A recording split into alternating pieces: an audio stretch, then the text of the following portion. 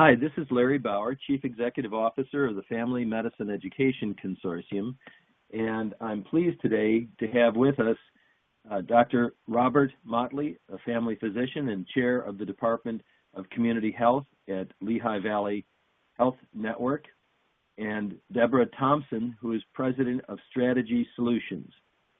So I'm going to turn the meeting over to you and sit back and enjoy your presentation. Thank you, Larry, and welcome everyone.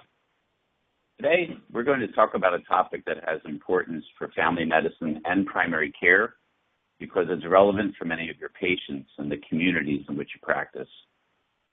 Every nonprofit hospital system is required to study and address needs within the communities they serve. As frontline clinicians who care for families, family docs get a close look at the social factors that influence our patients' lives, their health, and their health behaviors. The Community Health Needs Assessment, CHNA, CHNA, or China, are some of those words used to describe it, is an opportunity for primary care clinicians to advocate for their patients' needs and an opportunity to influence the investments made in the community by a nonprofit health system. We're hoping that we can accomplish three things through this webinar.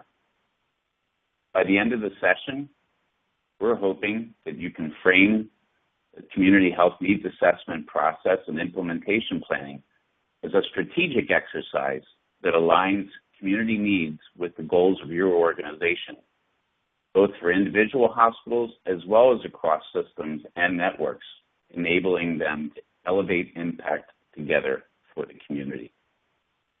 Second objective, to engage leaders and to garner the necessary executive level buy-in for patient and community-centered initiatives.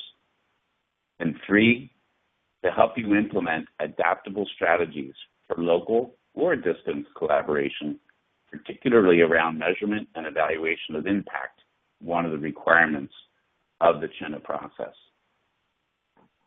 So a little bit of information about Lehigh Valley Health Network. We are based in Allentown, Pennsylvania, midway between Philadelphia and New York City. We're a large academic community health system with multiple hospital campuses in 8 counties in Pennsylvania. We have a large employed physician group of more than 700 physicians and 500 advanced practice clinicians.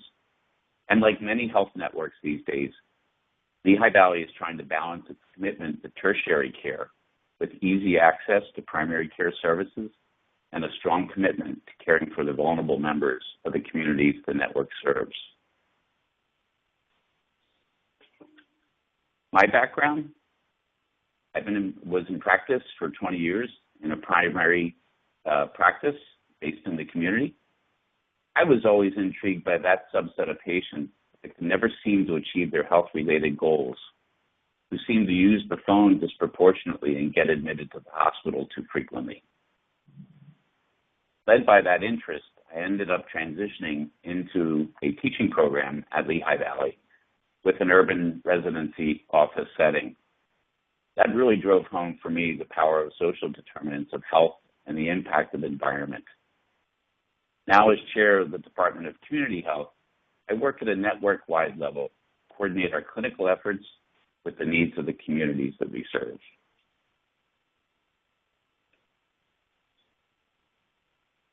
Deb, tell us a little bit about Strategy Solutions.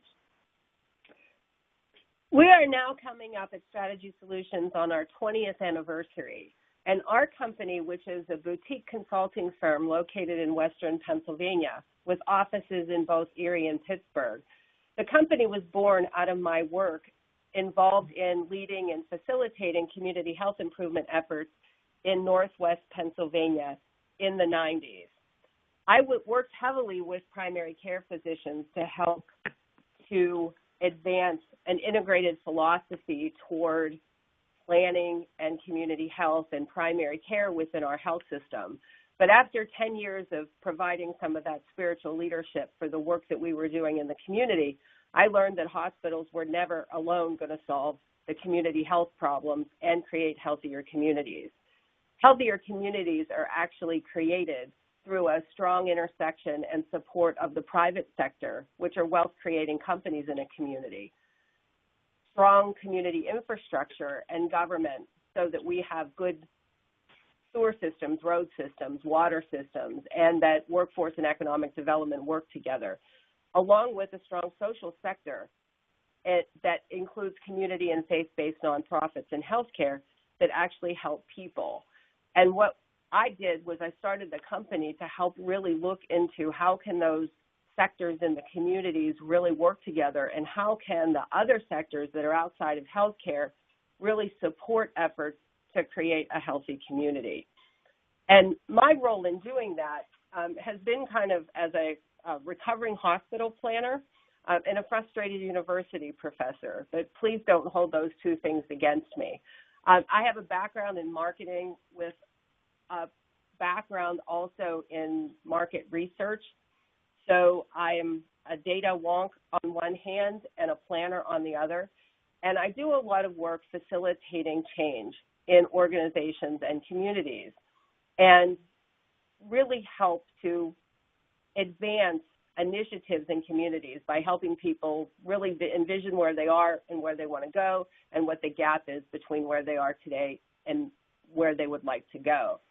So a lot of our work is in assisting hospitals and health systems to do both community health needs assessments as well as create implementation strategies and evaluate the outcome and impact of their work. So Deb and I actually met through the community health needs assessment planning process with one of our campuses that had joined our network about a year ago.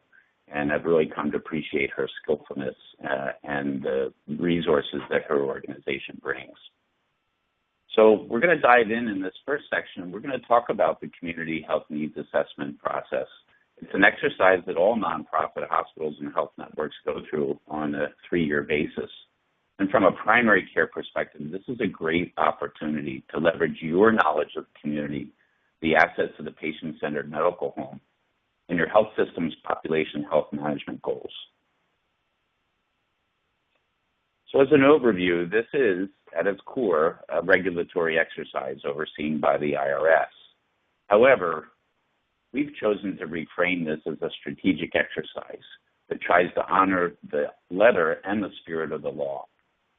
The data gathering process uses multiple data sets that describe conditions within a community: demographics, health outcomes, education, income, poverty levels, health behaviors, and environmental conditions. Hospitals demonstrate their community benefit and justify their nonprofit status by implementing programs and initiatives designed to impact health in a positive, measurable way. While this could be viewed merely from a compliance perspective, the spirit of the law is to move hospitals and health systems toward population health management and improved public health. The real desired outcome is to achieve the triple aim of lower cost, improved quality, and improved health status for populations, particularly among the vulnerable. So the big transition for the health system is to migrate from a health system-centric model to a community-based model that integrates clinical care and public health. The gamble or the investment is this: if we invest more of our resources upstream in the community, will that result in better health outcomes and more appropriate healthcare utilization over time? It seems that other developed countries have made this work for them. We're underinvested from the social sector perspective in the United States. We know that healthcare costs less in the community setting, and it can have beneficial downstream effects on health. However, a number of hospitals and health systems are struggling with this shift to what's called the second curve of population health. Many hospitals and health systems live in a fee-for-service world because that's what keeps our doors open. We try to maximize the revenue and the input that we get from organizations and from people by the volume of work that we do. And because we're shifting to more of a value-based economy with bundled payments and initiatives that put the risk on hospitals and health systems, those philosophies are starting to change, albeit slowly.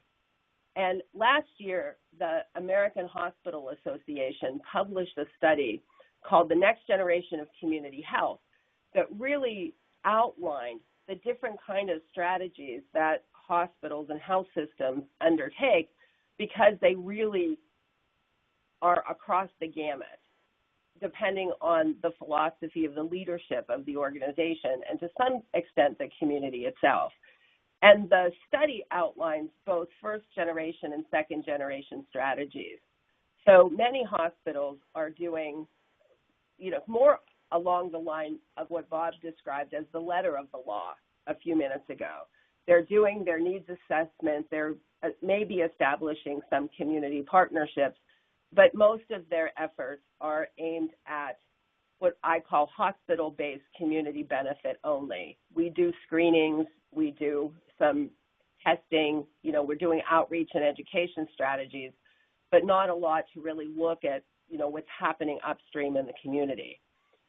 On the other hand, second generation strategies include things like collaboration with other hospitals, community visioning, predictive analytics and use of data, and in some cases, national collaboratives where there's significant investment made in the community or within the populations that are at risk because of their socio-demographics.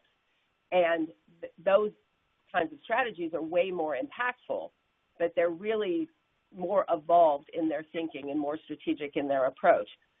And everyone, in many cases, is to some degree struggling with organizational buy-in, or what we'll talk much about over the course of this webinar in herding the cats, so to speak, is getting everyone on board to coordinate, execute, track, and report on activities, or even be involved in them.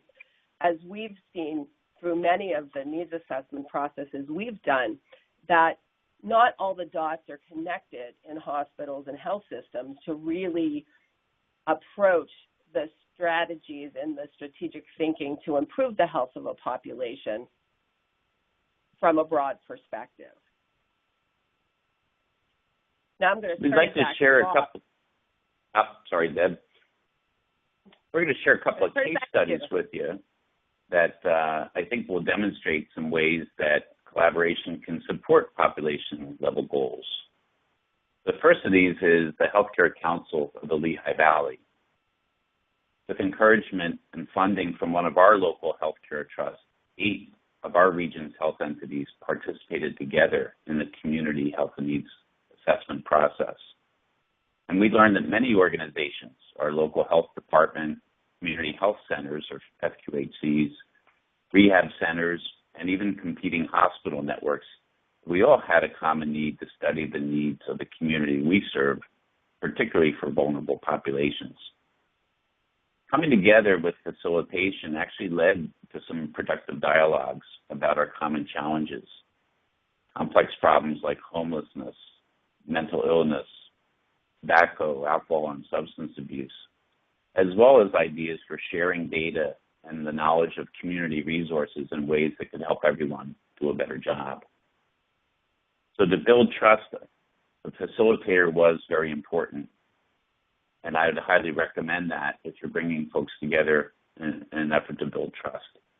We also had to be clear about the areas that we could collaborate, because many systems compete for market share for their clinical services. We've affectionately called that process co-opetition. There were benefits, though, and I think we were better informed in terms of moving forward, despite the fact that we had to have individual implementation plans. There was definitely more comfort in reaching out to others for problem solving and for advice. Next slide. Another case study that we'll be talking about is one that shows how a health system's cancer service line collaborated with primary care physicians to improve cancer screening rates in the context of the community health needs assessment implementation strategies. what we found in our work is that often, again, back to this concept of the dots are not connected strategically, a lot of hospitals that have cancer accreditations will actually conduct a separate needs assessment for their cancer program when their hospital or health system is required to do an overall community health needs assessment once every 3 years. And in my view, that's a waste of resources and a duplication of effort. And I've also seen that primary care physicians aren't always directly involved in the context of the strategy setting related to these implementation strategies. It's often administrators who say, well, let's do this from a community benefit perspective. And Wellstar West Georgia Medical Center really looked at their work strategically and said, well, one of our biggest priorities as a health center is that we should address cancer. We have a large accredited cancer program. It's very well respected. And we have our goals that we must achieve to keep our accreditation active. And they created one community health needs assessment, one set of implementation strategies, and a process to track outcomes and impact quarterly that's reported to both the CHNA steering committee on an annual basis as well as to the cancer committee on an ongoing basis. And what they did was, as we talked about connecting the dots, they created a process where they had specific goals that were specific, measurable, achievable, realistic, and timely. And many hospitals and health systems are trying to participate in the American Cancer Society's, 80% by 2018 to get more screening for colorectal cancer. And they set a goal that at least 50% of their patients in the 50 to 75-year-old age bracket would have the colorectal cancer screening. And what they found, they picked one practice, one physician champion stepped up and said, we're going to make this work in our practice. And they did a pre-test and found that in that practice, only 11% of the patients that were in that age group actually had this screening test. And what they found once they started the pilot is that 75% of patients would actually get involved in and return the tests. And they also, as part of that, their efforts have been focusing on decreasing the time from diagnostic mammogram to biopsy by educating physicians' offices on the breast cancer process flow so that office staff members could actually help the patients navigate the system. And the approach was to really, for the cancer screenings, to get the primary care physicians involved. One, as I mentioned, was recruited to champion the effort, but he got the other primary care physicians involved in and embracing this idea. And over the course of a 6-month period, we're able to get all of the owned physician practices that were part of their network to be involved in it. And what they found was that they had a 91% return rate, and they had 9% of those returned that were positive outcomes that needed some type of follow-up. And they actually scheduled the patients that required colonoscopies for colonoscopies and actually found a number of people with precancerous lesions and polyps. So they really felt that the effort has been successful for them. And they also did an evaluation of their work trying to improve the breast cancer navigation process and actually got the physicians' offices involved in the evaluation process as well as the process of improving the navigation. And 100% of the physician offices rated the patient experience better than a year ago because of the efforts to work together to improve that process and to reduce the time that it took for people to get from diagnosis, from screening to diagnosis to then biopsy. One of the real pluses of West Georgia's approach was the attentiveness to data collection and also to inclusion of the primary care physicians in their practices, attentiveness to their workflows. So inputs from the end users, if you will, the patients and the outpatient docs, was an intentional part of the process design. So this experience was better both for the patients and consistent with that fourth aim of what we now call the triple aim. Workplace joy was supported for the clinician workforce. So from these examples, we see that framing the CHNA as a strategic exercise aligned with the triple aim population, or the quadruple aim, population health and value-based competency development, actually helps foster moving forward through with collaboration and leveraging opportunities. And we encourage you as listeners to really think about what is your role in your health system and in the community health needs assessment process, and how can you help to connect the dots to move forward, to help your organization move forward for better outcomes for your patients and for the community.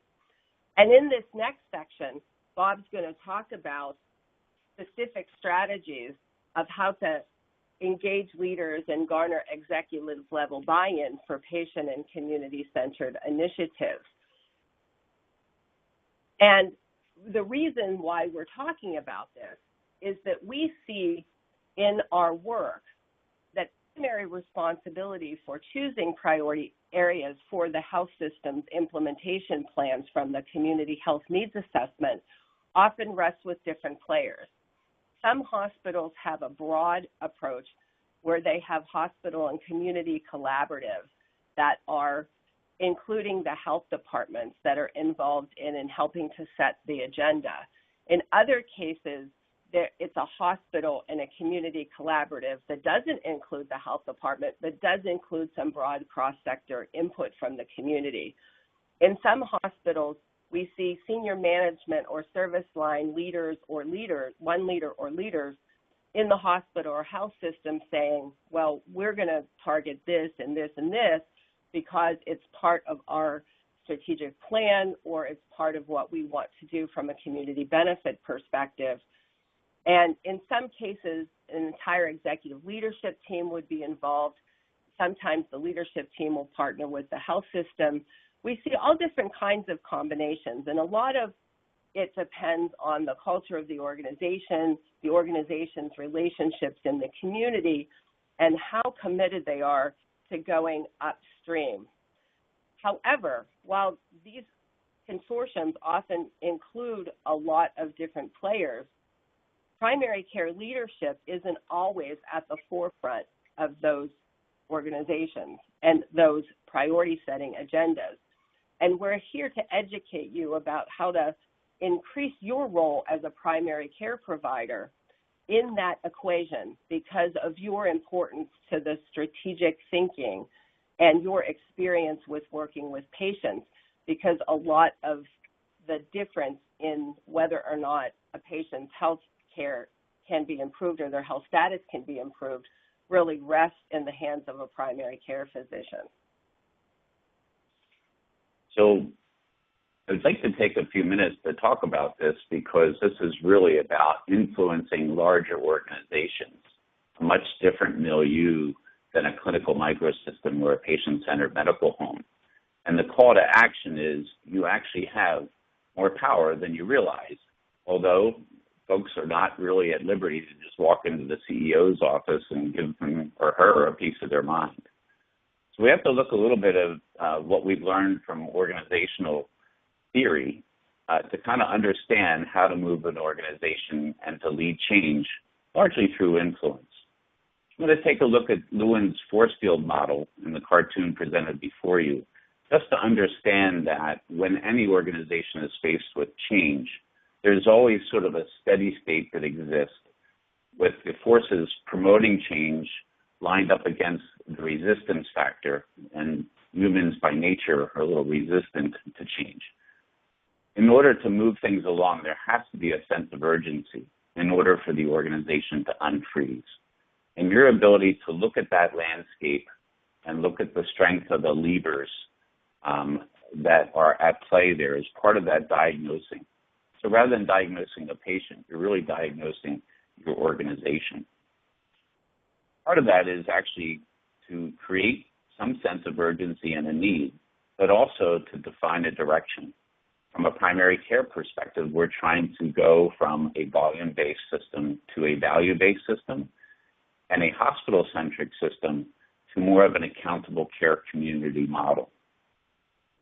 During the intervention phase, once a direction has been defined, the organization has to move forward, but change is real work, and frequently there's a loss of voltage, if you will, and inefficiency as organizations grapple with restructuring both roles as well as committing to the metrics that will define success.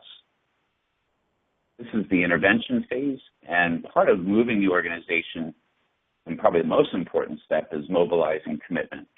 This really starts at the senior executive sponsor level, and while you can't do that directly, there are many ways, and we'll talk about some of the ways that you can influence, if you will, the chain of command, or those that hold the resources and make the decisions. Getting support for those key decisions and then dedicating those necessary resources are absolutely critical for the organization to move forward. Finally, there has to be some way of saying, has this been a success, and will we continue on this journey, or will we change direction yet again? And I can't emphasize that I think family physicians are so much better now with quality improvement supported by data. The key is how to frame that data and to measure it vigorously so the organization has the opportunity to reflect, learn, and adapt. Eventually, we would hope that there's a higher level of performance and the organization can accomplish that change, where then the forces against change and the forces for change will continue to be in a new balance or at a new plateau with continued evaluation. You may also be familiar with John Cotter's 8 Steps of Change as outlined in his book, The Heart of Change. You've probably heard of the saying that getting anyone, especially doctors sometimes, to change is like herding cats. I mentioned that phrase earlier. Cotter provides a very approachable guidebook for healthcare leaders who want or need to lead and root lasting change for the benefit of their patients, their practices, and their communities. And as Bob mentioned earlier, that increasing the urgency, building and guiding the team, creating a vision, and working on some short-term wins helps you to start and build momentum for change. So the take-home message here is that all of us have the power to influence leaders in other layers of our organizations in ways that can be effective in promoting needed change. With a little homework, you can map who the decision makers are and develop an approach to influence those stakeholders using a personalized approach. This is highly relational work. Let's look at this set of micro skills developed by Cohn and Bradford, where we use influence without authority. There are a couple of basic assumptions here that are worth sharing. As you start the process, many of us have implicit biases about engagement, whether that's we're not comfortable around an administrator or we've had a run-in with an operational leader. Don't be overcome by somebody's reputation in the organization or your own biases. Assume that everyone is a potential ally. Next, you need to think through what you really want to have happen. Begin with the end in mind, as sometimes we say. Map a logical progression from your starting point to the goal, step by step, and see what might be achievable. Next, you need to really look at the world of the person you're engaging. If they're another clinician, workflow or efficiency or high-quality care may be their currency. It may be what they are most passionate about. For an administrator, there's great price and cost pressure, and being sensitive to that. Their currency is going to be that of efficiency or ways to reduce infrastructure costs. If it's an operations person, they may be very interested in what the Press Ganey scores are or what the patient's experience is. So it's helpful to sit down, maybe over a cup of coffee, and get to some of that, not by asking them directly, so what are the things you worry about, but what do they love about their job? How do they think they can make an impact? What's important to them? And maybe what keeps them up at nighttime.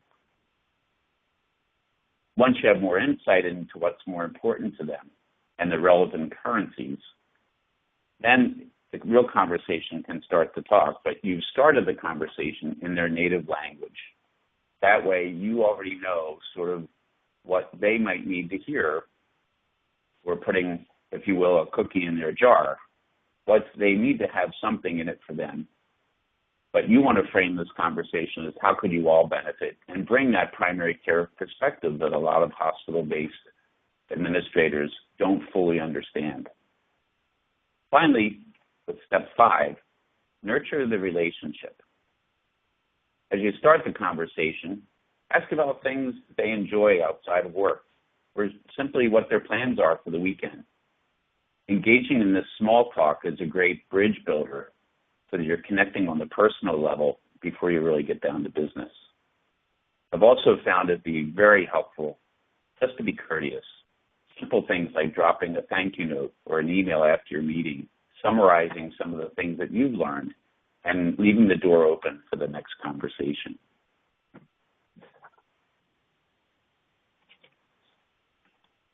A big part of this influence game is to think strategically and to prepare ahead of time.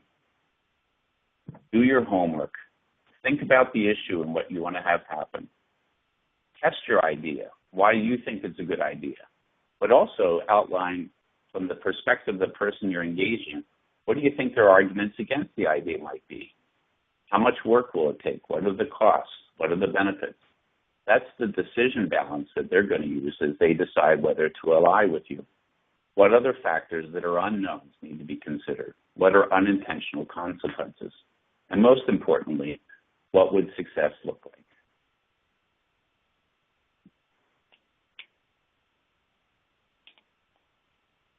I think in the time that I've had both as a clinician and working in our PHO and as a medical staff leader, influence is probably one of the most potent tools that you have.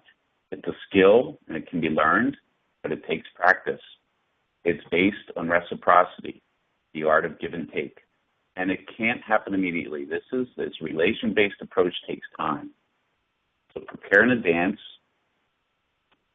understand the world of the other, consider all of your currencies, and be thoughtful and emotionally intelligent about your communication.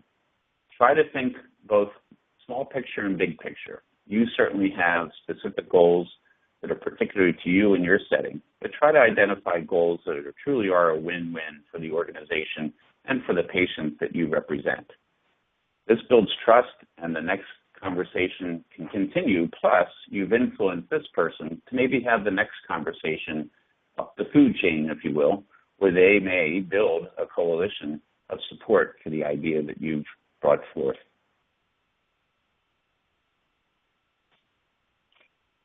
So once you have engaged leaders around ideas to move forward, the next part of the process is really implementing adaptable strategies for collaboration, not only on the intervention yourself or the idea that you've come up with, but to put some collaboration around measurement and evaluation for health equity as well. So we're going to spend a couple of minutes talking about the planning and evaluation process so that you have some tools and some strategies to be able to measure and evaluate the outcomes and impact of your work. Our planning and evaluation process really answers 5 simple questions. Where are we now? Where do we want to be? How are we going to get there? Who's going to do what? And how are we doing? And we do it in what we call a capacity building, do, teach, coach model. When we work with our clients, we'll actually come in and show them how to do an evaluation process. We'll start to collect the data. We'll teach folks internally how to replicate and how to manage the process and how to embed the practices in part of what they're doing on an ongoing basis.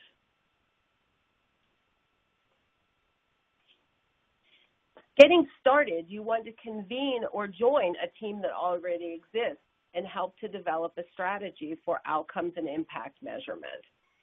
These are some of the questions you want to ask yourself as you go through the process. What goals fit with our clinical, business, and community strategies? What do we really want to accomplish? Do we continue past programs that fit with the goals? Do we want to continue to do what we did in the way we did it? What more effective or evidence-based approaches might we want to pilot? And can we ensure that all programs and tactics have identified outcomes and impact indicators in place and a process to measure them? One of the things that we found in working with organizations is that clinicians are collecting a lot of data in electronic medical records, but we're not necessarily using the data for good decision-making related to our programs and our outcomes. So we're recommending that we put together an implementation team that measures progress and monitors results. And the team can be a forum to develop and monitor tactical goal achievement, to collaborate, to leverage resources, and to measure the progress. And who should be involved in that? We recommend that it includes population health or public health leadership, some service line leaders, those persons that are responsible for the clinical programs related to high priorities in your community, clinical champions with an understanding of systems and care delivery and community interface, as well as public affairs and communication. And one of the key roles that I think that our slide is missing is an informatics person or an IT person that we do have on our next slide. The team should really have a coordinator, someone from finance, someone from public relations, and a service line leaders. Because this central team then can really help not only to guide the development and monitoring of goals, it can also help to bring all the different perspectives together to be able to get at the data and report it, as well as to communicate the results both internally and externally in the community. One of the things that I have found is that there's many outcomes of clinical programs and of population health initiatives that no one knows about because we don't really tell the story in a way that talks about the impact. And because clinicians are trained to really see the impact on a patient-by-patient basis, you can talk to clinicians, and you all probably know this. You know the stories of how people have improved and how health can be achieved for the individual patients, but we don't have a good sense to say, well, what's happening with this population of patients? And that's why this representative team and a coordinated approach to your data collection really makes a difference. I want to echo and reinforce the importance of communication within the organization around the initiatives that are chosen. It all makes sense with the goals of the triple or quadruple aim. We worked hard to identify the communication outlets and some of the traditional communication cascades that exist within organizations. We chose to engage at a high level our own director of marketing and public affairs, as well as the leaders and coordinators for some of the other routine meetings for senior management, asking for short periods of time on the agenda where senior and middle managers are periodically brought together, reaching out to your clinical department chairs and asking for just a few minutes at maybe a departmental meeting, as well as for those of you maybe in a larger physician group, getting some airtime just to make sure that there's some awareness. I think that helps to, if you will, provide extra support, but it also gives people something to talk about when they go to lunch. Why? Because it actually focuses on the things that have heart and meaning. And that's something we as primary care physicians really bring to the table because of our generalist orientation. So I do want to share with you a little bit of how our community health needs assessment plan came together. As we did this, we actually had 3 additional health systems join our network, and that made for a bit of a logistic challenge. But as we studied the needs of our community, what we found is that we were doing a very good job in general around medical care and the health outcomes like coronary artery disease, stroke, and cancer mortality. Where we really need the work is in the area of the social determinants. This touches areas like our care management infrastructure, our outreach that we're doing on the basis of our more vulnerable populations, addressing some of the complex issues, such as homelessness, which is an issue that's not going to be solved from within healthcare, but requires other stakeholder involvement across different sectors. Very consistent with most health networks, access to care and health equity, sensitivity to culture and language under the umbrella of diversity.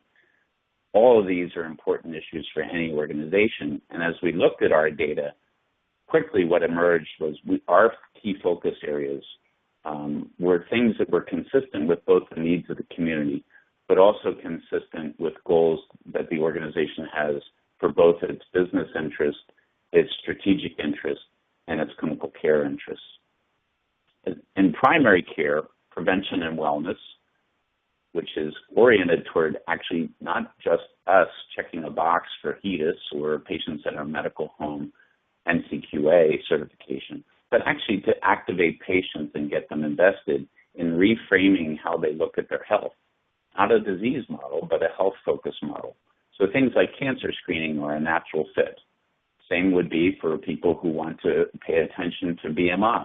And so we started some process metrics by choosing to look at things like BMI, the PHQ-9 screening, so that our physician workforce and the medical homes were actually sensitized for purposes by subsegmenting populations that might need more potent intervention, and then to bring those concerns forth under the umbrella of our quality improvement, not just at a primary care level, but organizationally. So we've really been pushing to include not just outpatient indicators, but even community indicators of health as part of our quality approach to complement the inpatient value-based Medicare reimbursement that most of you are aware of. Focusing on at-risk populations has been helpful for tying together our community resources, and we've done some really strong work about beefing up, if you will, the shared resources used by outward-facing lists, if you will, of how to connect people to the services and resources they may need, and sharing them with our care management infrastructure. We have a population health outreach team that is doing a great job and is more inclusive now. It doesn't just have nurses, but has a behavioral health specialist, has a social worker, has a pharmacist, and we are deploying them along with community health workers in ways to help improve both disease education as well as helping people to navigate what is a complex system. Our work in the community has gone more slowly, and most of those metrics are actually process metrics. Getting out on the road, appearing before the Rotary in your community, getting out and talking to some of the leaders in the public health sector, being willing to show up at a symposium where maybe folks are focusing on a common problem such as housing or food insecurity. Taking a little bit of that time and invested, you'll make those connections. And we've been drawing out stakeholder maps to say who are those within this community relative to this issue who are actually the players. That's been very helpful in terms of how to, if you will, develop an approach that would be both inclusive but sends a message that we within healthcare are participants and not necessarily driving the process. And then finally, access to care and health equity, I think, really fits hand in glove with a lot of what we're trying to do both culturally, but with an increasing a portion of value-based care being determined by patient satisfaction scores. And I would argue that we can even find better metrics of patient engagement, particularly as we develop our resources for having dialogic communication, whether it's through a network portal or the increasing digital resources that are available for touching patients more directly. So what do we have to do to improve our evaluation capability? For those of you who are involved with quality improvement efforts or registry work in your setting, you know the value of having a good metrics or analytics team. You also know that you want to collect the right kind of data in order to address what matters. Most of the clinicians that I know evaluate everything that they do every minute.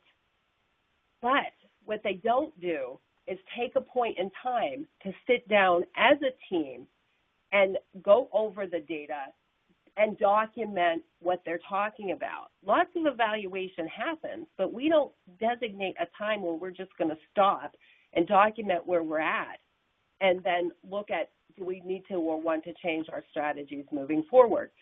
So if we're measuring what matters, we can look for existing places where we can mine relevant data. And if an evaluation tool doesn't exist, try to develop a simple one and pilot it. A lot of people struggle with, well, I don't know how to measure that. If you're struggling with how to measure, find someone who has evaluation background and get them to help you. This is one of the things that Strategy Solutions frequently does in support of our clients. Different people often have different insights and come up with an idea and implement it and try it. And then, as I mentioned, document the conclusions from the data and review the input that you get and look to improve your strategies or change your strategies and stop what doesn't seem to be working anymore. Let's talk a little bit more about the process of choosing metrics and how to measure what matters. The CHNA guidelines require measurement of impact, but a lot of times we don't know what those measures are.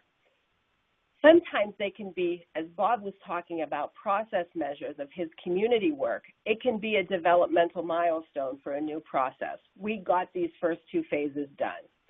It could be an output measure, such as the number of people who are involved. It could be an outcome measure.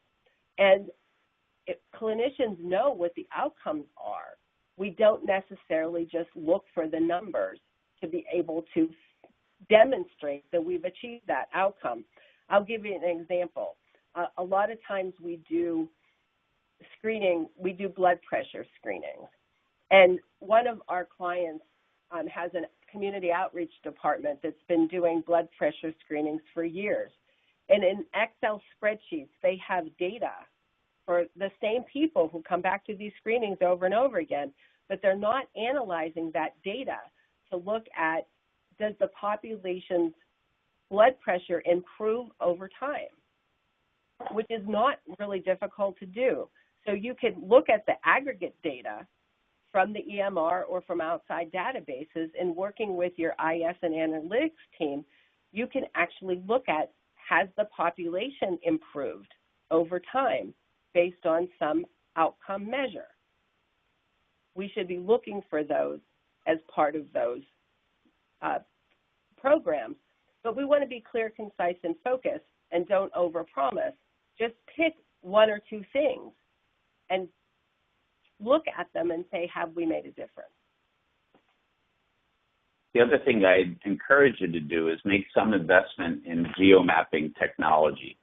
This is something that folks within primary care have led for some time now, and partnering with someone in your analytics or IS department is increasingly easy to do, and I think helps sets up interventions that can be targeted within the community and make an efficient use of resources. So to summarize our presentation today, we hope you understand that you actually have an important role as a driver and influencer of your community health needs assessment process and the establishment of primary priority areas. Family physicians are experts in the social determinants of health. We see these in action on the front line, and we know the large influence they have on health outcomes. This gives you an opportunity to take a leadership role both within your organization and within the community. And we encourage you to really think about your community health needs assessment as a renewable cycle similar to ongoing quality improvement.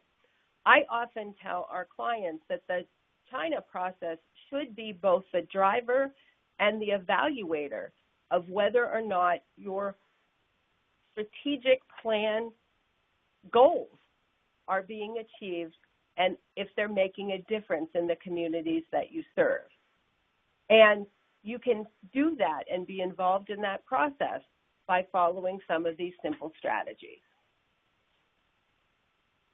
So for your own reflection and discussion within your own context, we'd like you to think about the opportunities before you to influence stakeholders within your organization and the community, whether these are senior leaders or other clinicians, learning to interface with folks in finance and administrative leaders, and outreach to community-based organizations where you may already have relationships.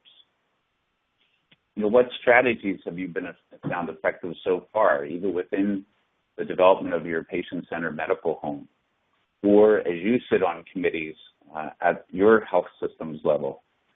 Where are the opportunities there to lead through influence, whether it's around clinical quality, process improvement, or health equity? And what challenges have you had? We certainly climb on our bumps. We've all got them.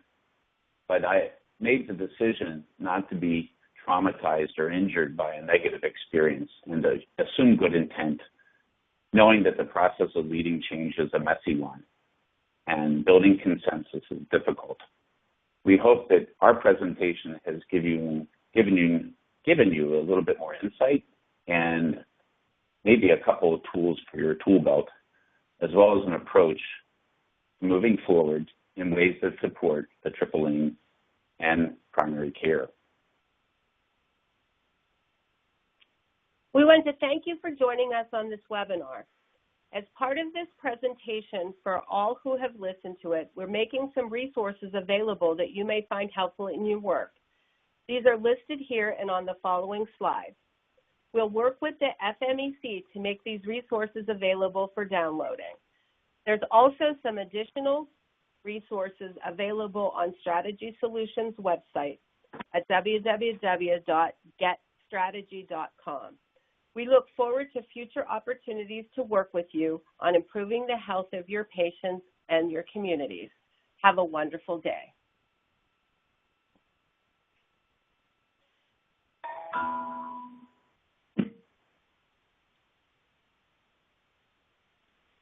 So, Dr. Motley and Deb, I have a question for you, and I'm wondering if you might comment. So, in your experience, could you share the biggest, perhaps most dramatic win where using the CHNA process, you've seen your health system or a health system make a really positive step forward in terms of responding to the health needs of the larger community?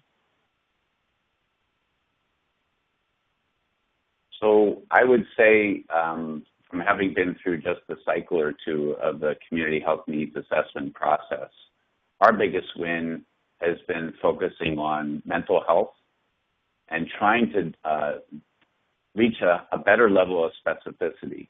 Now that we have tools for depression screening and knowing that anxiety and depression are two of the most common and the most treatable mental health conditions, we've had a great deal of influence of getting the attention of our quality improvement infrastructure and our process improvement leaders around doing a better job of identifying and then managing our patients who've identified with this clinical problem as being able to get access to treatment and follow-up that is more consistent with other health conditions. If you had hypertension or you were newly diagnosed with COPD and you needed a consultation, that seems to happen somewhat seamlessly. When it comes to mental health, in part because of the way that the system is carved up in terms of its provider access points, as well as I think, sort of the stigma and the resistance, I think, in primary care is particularly with the volume pressures to spend the time to really understand the patient's needs and to outline a treatment program. we've really shone a light on that, and I'm pleased to say that this has actually gotten traction both within the organization, and we've been able to carry that conversation into the community because we really believe that some of the other social determinants, particularly social isolation some of our neighborhoods and among our elderly, are big contributors to bad mental health days. We also know that when people have basic social needs, if we think of Maslow's hierarchy of needs, if folks don't have food, clothing, shelter, if there's too much violence or tension in their own lives, they're not going to feel well. And so we've influenced our care management infrastructure and extended that in some novel delivery pilots using community health workers to help close those gaps, get people connected. And what we're seeing is as they do that, their depression and anxiety scores actually go down. That's been a huge win for, I think, something that's been sort of it's not an orphan problem. It's been a problem that has felt like world hunger. And I think we're starting to see signals where we're actually making small but significant strides. Well, that's great to hear. Go ahead, Deb. And I'm going to answer your question, Larry, by giving three different examples of different strategies that I've seen over time. And one is kind of the micro example of the intervention prevention strategies. The example that we talked about with West Georgia Health and what they're doing on the colorectal cancer screenings, that effort, as it's institutionalized, will save many lives because it will have the opportunity to catch precancerous lesions, and they're already doing it. They're catching cancer before it really grows, and that's a great example of it can make a difference in individual people's lives. One of the examples that I've talked about frequently in other trainings that I've done is the employee wellness program that Excella Health has implemented. And over time, what they've done is they've implemented a really creative, what I'll call carrot and sticks approach to getting their employees and their employee spouses doing health risk assessments every year and getting all of their preventative treatments. And if you look at, we've actually published some of the results of those efforts. And what they found over time is they've saved millions of dollars on their health insurance over the last 6 or 7 years. And they don't find anymore anything other than a stage 0 or 1 cancer in their employee population, which is really astounding. Because in the early days, they were finding people with more advanced cancers and other heart conditions and things like that. So the health status of the employee population is really improving, and the health system is saving money. That's a really powerful example of how that can work and be part of a strategic intent. And that particular healthcare system, they're actually taking their model and they're selling it in the community as an occupational health strategy to try to get all of the major employers in their county to buy into that kind of a strategy, which is a really unique approach to community health improvement. And the last example I'll give is something that my health system years ago did as part of our first community health needs assessment efforts that got me in this business and got Strategy Solutions started. And that was our efforts to start to look at community health needs assessment and measure and evaluate the outcomes of our work. Over about a 7-year period, the private-public partnership in Erie, Pennsylvania, that was working on community health improvement, we used what I'll call a strategic pass-the-hat strategy that resulted in about $1 million of investment in the infrastructure of the health department to measure and evaluate, to actually run the CHNAs for Erie County, which they still do to this day in a collaborative process with all 5 hospitals and the health department and community players. And they also implemented a medical home concept so that all babies born in Erie County would be established with a medical home upon birth in one of the hospitals. And those and some other initiatives, even now 20 years later, continue to exist in the community because we've built the infrastructure for continuing it. And that's a good example of how a large, broad, collaborative effort can really make a difference over time. And there's been hundreds of programs with all sorts of outcomes that have been established because of that. Great. Thanks very much. That's very helpful. So I would like to bring this to a conclusion, and thank you both very much for presenting this morning. And I look forward to our continuing conversations. And when we send this webinar out, we'll have your email addresses available so that people will be able to reach out to you if they have questions. Sounds great. It's a pleasure working with you, and looking forward to see further progress in the area of community needs assessment. Great. Again, thank you very much.